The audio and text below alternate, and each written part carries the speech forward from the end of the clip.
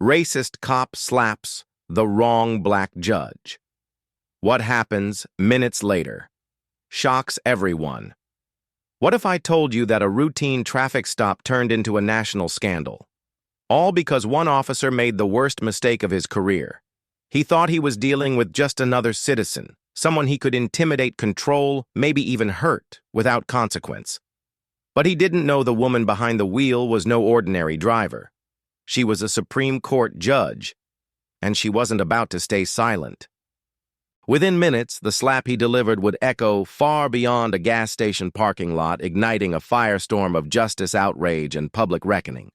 Stay with us, because what happens next will leave you speechless. Officer Darren Cole thought he was dealing with just another nobody until Judge Vanessa Rhodes calmly showed him the badge that would turn his world upside down in front of an entire town.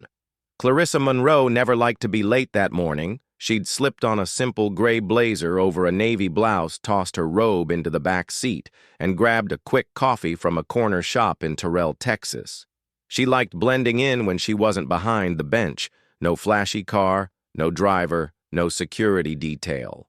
Trailing her like some of the other justices insisted on just her and her weathered '09 Toyota Camry humming along the streets toward the courthouse.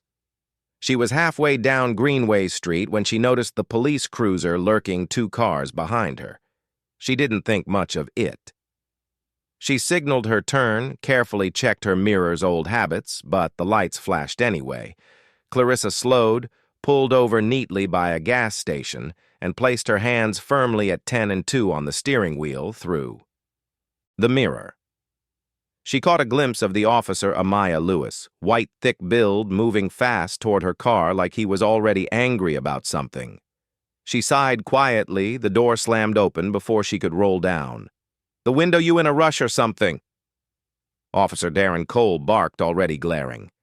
Clarissa kept her voice. "Even good morning, officer. May I ask why I'm being pulled over, license and registration?" He snapped, ignoring her question. His hand hovered too close to his belt. Clarissa started, reaching for her wallet, slowly narrating her every move. "I'm reaching into my purse, officer," but something about her calmness seemed to make him angrier.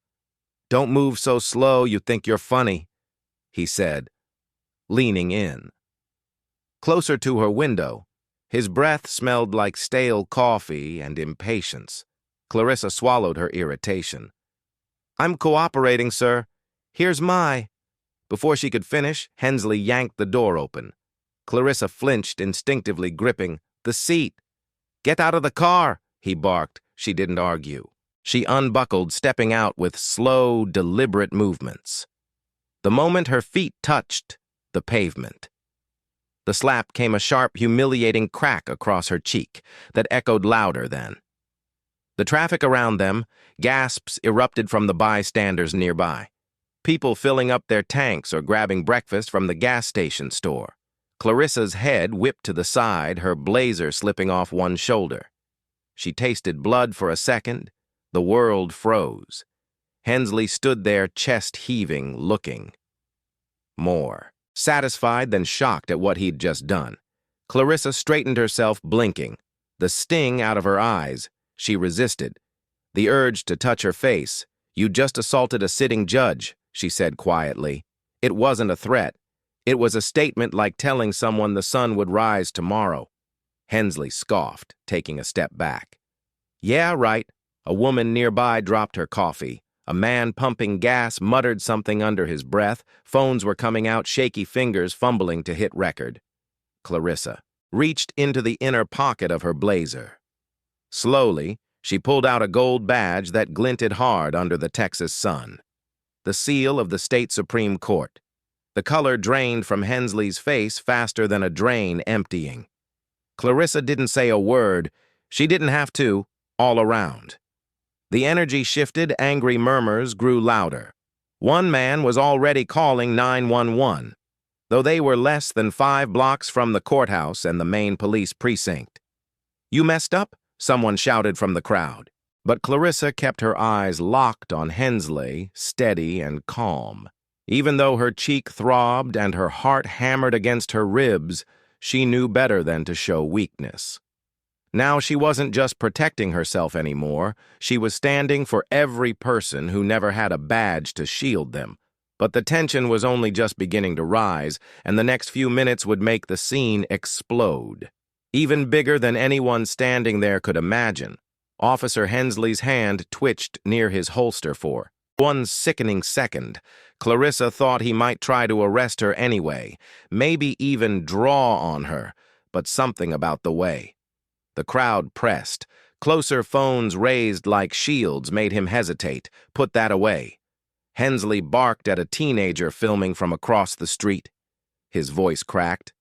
The kid didn't budge. Neither did anyone else. Clarissa stood her ground. Her voice was low but carried like thunder. You assaulted me in front of witnesses. You're going to answer for that. Hensley's mouth opened. Then closed, his chest heaved like he couldn't get enough air.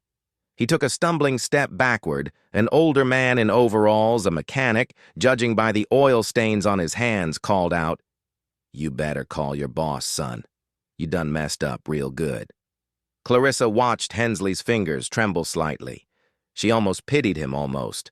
The officer fumbled for his radio, requesting immediate backup. He barked into the mic possible disturbance at the Shell Station corner of Greenway and Cypress. He didn't mention that. He was the cause of it.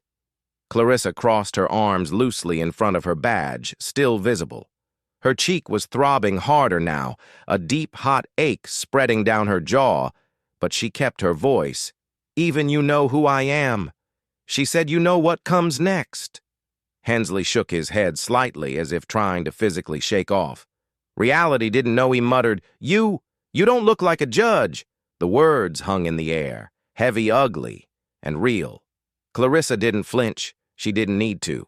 The crowd around her heard it, too, and their outrage started to simmer, boiling under. The surface, a woman holding a toddler, stepped closer. What exactly is a judge supposed to look like? Huh, she called out sharply. Hensley ignored her, pacing in a tight circle, his face blotchy and red. He didn't apologize. He didn't offer help. He just looked trapped. The first patrol car screeched up seconds later. 2 officers hopped out. 1 Latino man, 1 white woman, hands hovering near their hips, eyes wide. When they saw the scene, Clarissa spoke. First, she didn't shout. She didn't plead. She spoke like a judge. Clear, deliberate, and commanding. Officer Darren Cole assaulted me during a traffic stop. You are now witnesses to that fact. My name is Judge Vanessa Rhodes, Supreme Court of Texas.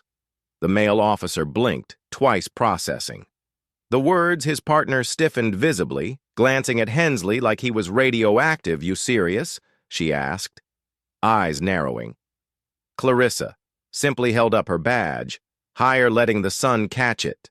Another car pulled up then. Another sirens in the distance. Loud, urgent not. The kind meant for fender benders. The gas station manager came running out yelling, I got cameras, it's all on tape. Hensley's shoulders slumped like the weight of the entire town just landed on them. Clarissa watched him. Waiting, she wanted to see if he would own it. If he would say sorry, if he would try to right.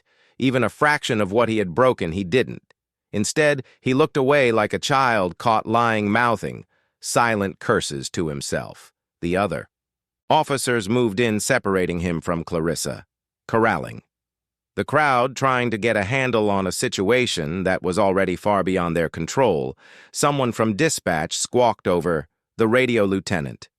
Reeves is en route ETA 3 minutes. Clarissa caught the sideways glances. The responding officers were giving her half sympathy, half fear. They knew this wasn't going to stay local, not with half. The town holding phones, not with security footage from 3 different angles. The woman officer, her nameplate reading Saunders, approached cautiously. Ma'am, are you injured? She asked. Clarissa nodded once he struck me across. The face officer, Emily Chan, looked like she wanted to melt into the asphalt. EMS is already on the way. She said, We're gonna handle this. Clarissa held her gaze. I'm staying until Lieutenant Reeves gets here. Her tone left no room for argument, and so they waited. But when Lieutenant Reeves arrived minutes later, the storm that hit Terrell, Texas made everything that had already happened look small in comparison. A black SUV with government plates tore into the lot, scattering pigeons into the air. The doors swung open almost before the tires stopped. Rolling and Lieutenant Marcus Tate stepped out, his face set. In stone, Reeves was a big man, but not sloppy square jaw, salt and pepper hair cut close to the scalp. Dark sunglasses he yanked off. The second he saw the scene before him, he spotted Clarissa first. His whole body stiffened. He pushed through the circle of officers like a man on a mission. "Judge Monroe," he said, voice low and clipped. "Are you all right, ma'am?" Clarissa didn't nod. She didn't smile. She simply turned her head slightly, letting him see the raw red handprint swelling on her cheek. The silence that followed was suffocating. Reeves's jaw twitched. Once, then he turned to Travis Hensley, who was standing awkwardly by his cruiser, trying to avoid eye contact with anyone. "What the hell happened here?" Reeves asked. Voice-controlled, dangerous Hensley opened his mouth, but Clarissa beat him to. This officer pulled me over, without cause demanded I exit my vehicle, without explaining. The reason for the stop then struck me across the face," she said evenly. "All before verifying my identity or credentials, someone's phone beeped nearby, a text probably, or a recording notification. The bystanders weren't moving. They weren't missing a second of this." Reeves turned fully to Hensley. "Now you hit her," he asked, voice low like a rumble before a storm. Hensley swallowed. I didn't know who she was." Reeves took one slow step. "Closer, you thought that would make it acceptable." Hensley opened his mouth again, floundering, but nothing coherent came out. Clarissa's voice cut clean through the air. "My identity doesn't excuse what you did. It just makes it impossible for you to pretend it didn't happen." The crowd murmured. Officer Sanders looked like she was ready to be sick. Reeves looked around, taking in the faces, the phones, the security cameras glinting from the gas station's awning. He closed the gap to Hensley in 2 long strides. "Hand over your weapon and badge. Right now there." It was the first crack in Hensley's armor. He blinked. Stunned. "Lieutenant, you can't be serious." Reeves didn't raise his voice. He didn't have to. "You assaulted a Supreme Court Judge Travis. You're lucky. This doesn't end in handcuffs on the spot." Reluctantly, Hensley unclipped his badge, then slowly handed over his side arm. His hands were shaking. Clarissa stood still, watching him. Not with vengeance. Not with glee, with disappointment. The kind that cuts deeper than anger ever could. Officer Sanders quietly stepped up and took Hensley by the arm, leading him toward a second cruiser with an open door. Hensley didn't fight. He didn't look back. As soon as he was out of earshot, Reeves turned to Clarissa again. "Ma'am, we have medical en route. I'm deeply sorry for what happened. It will be handled properly." Clarissa nodded. "Once see that?" Her voice cracked just a little on the last word, but she masked it quickly. The mechanic with the oil-stained hands walked over, then wiping his palms on his jeans. "Ma'am," he said gently, "I got it all on video, just so you know." Clarissa turned to him, really seeing him for the first time. He was probably mid-50s, sun-worn face, kind eyes. "Thank you," she said, meaning. People got to see it for themselves," he added quietly. "Ain't nobody gonna be able to spin this." Clarissa managed a small smile. "You're right." The empties rolled in moments later, cutting through the crowd. One of them, a Amaya Lewis black woman with tight curls under her cap, took one look at Clarissa's face and shook her head slightly. Clarissa let her examine the swelling, not because she needed the treatment, but because she understood the importance of documenting everything as the medics worked. A low buzz of conversation filled the air. More cameras arrived, local news, vans, reporters, scrambling microphones jostling. Clarissa realized with a strange numbness that her face bruised. Strong Unbroken was about to be everywhere, and the conversation about what had just happened wasn't going to be quiet, but the firestorm that was building would not just change Officer Hensley's life. It would pull Clarissa into a much bigger fight than she ever asked for. It didn't take long for the videos to spread by the time Clarissa finished giving her official statement at the station. Her phone was lighting up with missed calls and text messages from colleagues, journalists, and even old college friends she hadn't spoken to in years. Someone had leaked the footage to a local news outlet within the hour from there. It caught fire. Clarissa sat stiffly in a windowless interview room at the Terrell Police Department, sipping stale water from a paper cup, while Lieutenant Reeves made endless calls just outside the door. Through the thin walls, she could hear the frenzy phones ringing, non-stop officers whispering, the occasional raised voice. Her cheek had darkened into an angry bruise. Every time she moved her jaw, a sharp pain flared. The door creaked open, and Reeves stepped inside, his face drawn tight. "They're calling it a gross miscarriage of justice," he said almost apologetically. "State Attorney General wants a full investigation. FBI has been notified." Clarissa set down her cup carefully. "Good. It should be investigated." Reeves nodded grimly. "The mayor wants to meet you personally, so does the city council." She exhaled slowly. "I'm not interested in shaking hands and smiling for cameras," he rubbed, the back of his neck looking uncomfortable. "They're scared, ma'am, terrified, really. This isn't going away." Clarissa knew that already. She could feel the weight of it, like a heavy coat she hadn't asked to wear. "I'm not here to make them comfortable," she said quietly. Reeves didn't argue just then. A Amaya Lewis officer knocked and poked his head in. "Lieutenant, you need to see this." Reeves frowned and stepped outside. Clarissa followed him. Into the main hallway, mounted TVs above the reception desk blared local news there. It was her face close up the swelling plane under harsh lighting beneath. It a banner in screaming letters, "Breaking Supreme Court, Judge assaulted by Terrell police officer."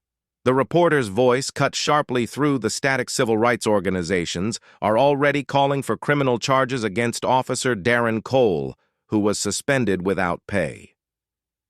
Earlier this afternoon, Clarissa caught a glimpse of Hensley being escorted out of the station in handcuffs. He looked smaller somehow, hunched in on himself, surrounded by a wall of silent, grim-faced deputies. It didn't feel like victory. It didn't feel like anything. A woman from Internal Affairs, thin, sharp, with clipped blonde hair, introduced herself briskly to Clarissa and handed over a copy of her preliminary report. It read exactly how she expected: use of excessive force failure to verify identity failure to follow proper procedure, violation of civil rights.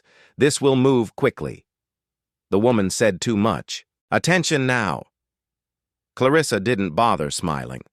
Attention fades. Justice shouldn't. The woman gave her a rare grim nod of agreement as Clarissa made her way to the parking lot later that evening, escorted by two plainclothes officers. She paused on the steps across the street. A crowd had gathered, not protesters, not yet, but concerned citizens holding candles, some holding handwritten signs. "We stand with Judge Monroe." A teenage girl broke from the group and ran across the street, stopping a few feet away. "I just wanted to say," the girl said, voice trembling, "you're really brave." Clarissa felt her throat tighten unexpectedly. She smiled gently. "Thank you, so are you?" The girl's face lit up and she darted back across the street, joining her friends. Clarissa stood there for a moment longer, letting the scene sink in. She hadn't asked for any of this. She hadn't sought fame or sympathy. She had just wanted to get to court on time and do her job. But sometimes life hands you a fight you never asked for, and you either step up or you let it pass you by. Clarissa Monroe had never been the type to stand quietly on the sidelines, but the pressure was about to mount even higher as Clarissa prepared to face a tidal wave of public reaction, support, criticism, and everything in between. By the next morning, Clarissa's name was everywhere. Cable news anchors debated the incident like It was a heavyweight match talk radio was flooded with callers, some outraged, others disturbingly defensive of Officer Hensley's actions. Clarissa sat at her kitchen table in her modest brick home on the east side of Terrell, a mug of black coffee cooling beside her laptop. The footage had been replayed so many times she could practically hear. The slap before it happened.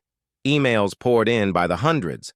Law students, civil rights advocates, fellow judges, even a retired truck driver from Idaho, who wrote, simply, "You're stronger than I ever could have been. Keep standing." Clarissa closed her eyes for a moment, feeling the weight of every message she hadn't set out to be a symbol, but now there was no escaping. Her phone buzzed again. It was an old colleague from law school, Devin Brooks, now a professor at a mid-sized college in Kansas. His voice cracked with emotion as, soon as she answered Clarissa, "I saw the footage, I'm sick over it." She pressed the phone tighter to her ear. "I'm all right, Devin." "No, you're not," he said gently. "None of us are. This shouldn't have happened. Not to you, not to anyone." Clarissa didn't argue. What could? She say that she'd somehow expected that being a black woman, even with robes and honors and years of service, never felt like enough protection outside those marble walls. Instead, she asked, "How are the students taking it?" Devin hesitated.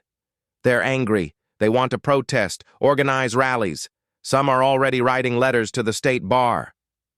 Clarissa smiled faintly. It wasn't fear she felt. It was something sharper, something that felt dangerously close to hope. "Tell them to stay peaceful," she said. "Their voices will carry farther that way." After she hung up, Clarissa turned on the television again. Outside the courthouse, people were gathering. Homemade signs waved above the crowd. Some faces were tear-streaked, others full of quiet, righteous fury. An older black woman in a church hat spoke into a microphone, her voice shaking. "This is about dignity," she said, "about respect that shouldn't have to be earned with a title or a badge." Clarissa leaned back in her chair, absorbing every word. This wasn't just her story anymore across town. There were rumors swirling that Hensley had retained a high-priced lawyer from Dallas. Some TV pundits were already speculating whether he'd claim he feared for his life. The same tired excuse Clarissa had seen trotted out in case after case that never got their proper justice. But there were too many witnesses this time, too much undeniable evidence, and maybe, just maybe. The country was tired of excuses. Clarissa's mind drifted to the crowd gathering in the sticky Texas heat. She pictured Amaya Lewis faces holding signs, old veterans leaning on canes, kids sitting on shoulders chanting her name, not because they knew her, but because they knew what she represented. Not a perfect system, not a fairy tale victory, just the stubborn insistence that dignity belonged to everyone. The doorbell rang, snapping her out of her thoughts. Two plainclothes detectives stood there looking. Serious but respectful. One of them, a tall black man with a thick Memphis accent, introduced himself as Detective Troy Benson, ma'am. He said warmly, "We're assigned to assist with security just for your safety." Things are heating up, Clarissa appreciated. The honesty. She nodded. "Thank you." Detective Griggs gave a small smile. "We got you, ma'am. No one's gonna touch you again." For the first time in 2 days, Clarissa felt her chest loosen slightly. She wasn't alone in this. Not by a long shot, but as the legal wheels began turning faster behind the scenes, Clarissa knew that true accountability wouldn't come easily, and it certainly wouldn't come quietly. The courtroom buzzed with a kind of energy Clarissa hadn't felt in years. Not excitement, not fear something heavier, a demand for something most folks around Terrell weren't used to seeing. Real consequences. Clarissa sat quietly in the front row, flanked by 2 attorneys from the State Judicial Committee. She wasn't presiding today. She was a witness at the defendant's table. Sat Travis Hensley, looking smaller than ever in a wrinkled suit that hung off him like a costume. His lawyer, A sharp-faced woman from Dallas named Marla Whitby kept whispering frantically in his ear. The judge, a no-nonsense woman from a neighboring county named Ruth Dillard, called the session to order. Prosecutor Dana Morales laid out the facts plainly. There was no speculation needed video. After video showed the same. Thing Hensley pulling Clarissa from her car, slapping her across, the face refusing to verify her identity, escalating a simple stop into violence. Clarissa took the stand with steady steps. The courtroom held its breath as she placed her hand on the Bible and swore to tell the truth. When the prosecutor, Dana Morales, asked her to describe what happened, she didn't embellish, she didn't dramatize, she told it plainly. I was treated as less than human because of an assumption made. The moment he saw me, she said, her voice never rising. The badge in my jacket shouldn't be. The reason anyone regrets mistreating me, my existence should have been enough. Somewhere in the back, someone wiped their eyes. Clarissa glanced at Hensley briefly during her testimony. He wouldn't meet her gaze when it was time for the attorney Shelby Klein. Marla Whitby tried hard to shift the narrative officer Hensley feared for his safety. She said he thought he was dealing with a potentially dangerous situation. Clarissa's attorney stood immediately objection. Judge Dillard's gavel came down sharply sustained, stick to facts, Miss Whitby. The attorney Shelby Klein sputtered, but there wasn't much to salvage, too. Many witnesses, too much video, too much truth when closing arguments were wrapped. The judge didn't waste time. She found Travis Hensley guilty of battery, abuse of authority, and violation of civil rights under color of law. Sentencing would come later, but the verdict was clear as Clarissa stepped outside. Into the thick afternoon, heat cameras flashed and microphones thrust toward her. For a moment, she thought about ducking into the waiting car, about letting someone else speak for her. But then she thought about the teenage girl with the candle, the mechanic with the oil-stained hands, the thousands of strangers who had written letters and posted signs. She stepped up to the bank of microphones. "My name is Judge Vanessa Rhodes," she said clearly, "and what happened to me happens to too. Many people who don't have a title or a badge to protect them." The reporters leaned closer. "I am grateful for the outpouring of support," she continued. "But gratitude is not enough. Justice isn't a gift. It's not something you earn by being respectable or educated or famous. It's a right. And until that right is guaranteed for everyone everywhere, none of us are truly safe." She let the words hang there, heavier than the sun beating down on the concrete. No slogans, no theatrics, just the truth spoken plainly. Clarissa turned and walked away.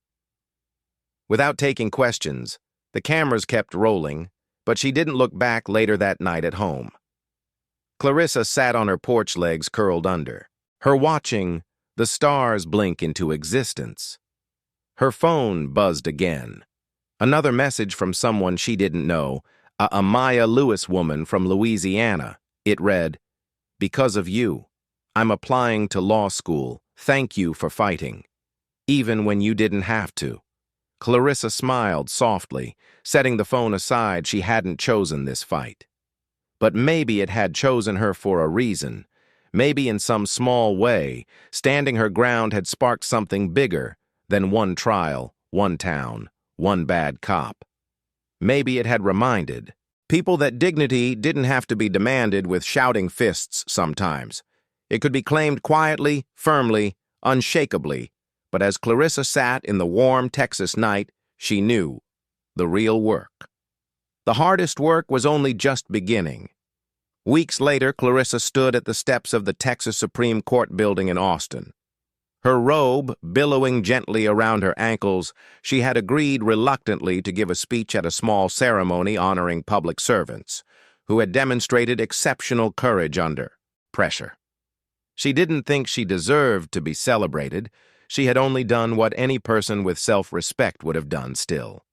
As she looked out over the small crowd, students, community leaders, families with children perched on shoulders, she felt something she hadn't allowed herself to feel since that awful morning at the gas station. Clarissa adjusted the microphone and began. "I've been a judge for many years," she said, voice steady, and, "one thing I know for certain is that justice doesn't live in marble buildings or flow automatically from gavels and robes." She paused, letting the silence settle around her. Justice lives in the small choices we make every day. It lives in the moments when we choose dignity over pride, when we choose truth over comfort, when we choose to see each other fully, not as stereotypes, not as threats, but as human beings. A soft murmur of agreement drifted through the crowd. She smiled faintly. Not the kind of smile meant for cameras, but something real.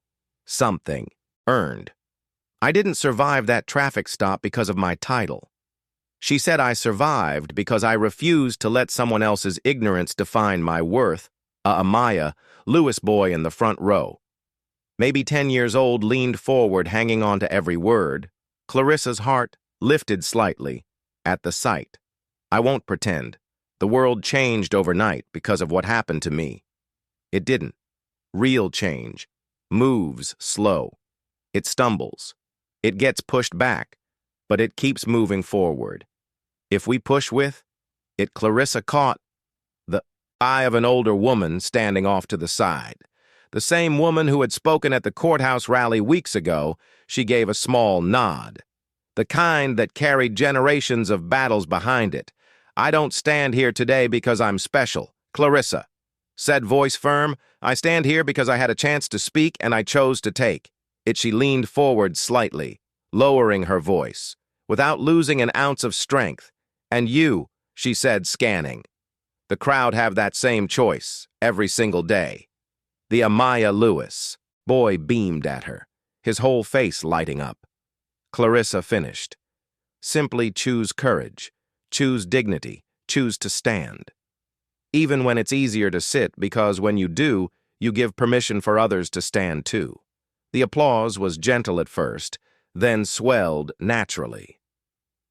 Without prompting, Clarissa stepped back from the microphone and let the crowd have their moment. After the ceremony, people lined up to shake her hand. Some cried, some laughed, some simply pressed their palms to their hearts in silent solidarity. Clarissa stayed until the very last one had gone, as the sun dipped low over the Texas hills, painting the sky in soft golds and reds. She gathered her things and walked slowly toward the parking lot. Her Camry waited for her, the same battered one. No security detail, no fanfare, just her, a set of keys, and the road ahead she slipped behind. The wheel took a long, steadying breath and smiled to herself. Not because the fight was over, but because she knew she was exactly where she was supposed to be, and this time she wasn't driving alone. Not really across the state, across the country.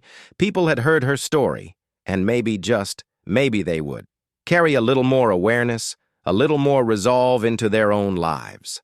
Clarissa Monroe didn't need statues or headlines. She needed change, real, stubborn, everyday change, and she was ready to keep fighting for it, however long it took, if you believe in standing for dignity, respect, and truth.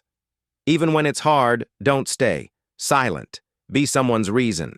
To hope, subscribe, and share this story. Let's keep moving forward together.